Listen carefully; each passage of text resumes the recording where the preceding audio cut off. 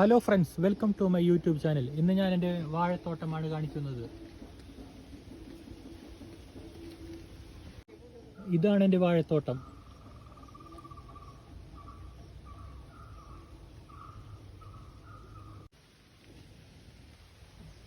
ഞങ്ങൾ ഈ വട്ടം കൃഷി ചെയ്യാൻ വെച്ചിരിക്കുന്നത് നേന്ത്രവാഴയാണ്.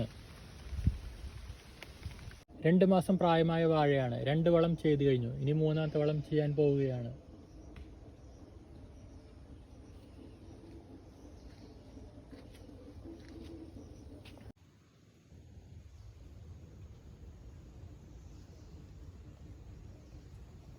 വാഴ നടുമ്പോൾ തന്നെ ഞങ്ങൾ ചണമ്പയർ വിതയ്ക്കും.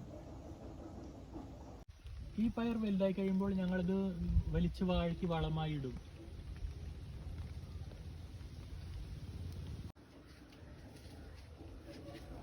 ഇത് ഞങ്ങളുടെ 3 മാസം എത്തിയ വാഴയാണ്. ഉണങ്ങിയ ഇലകൾ അരിഞ്ഞു കളയണം.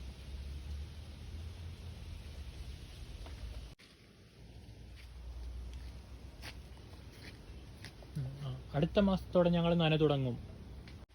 വാഴയുടെ ബാക്കി വിശേഷങ്ങളുമായി അടുത്ത വീഡിയോയിൽ കാണാം.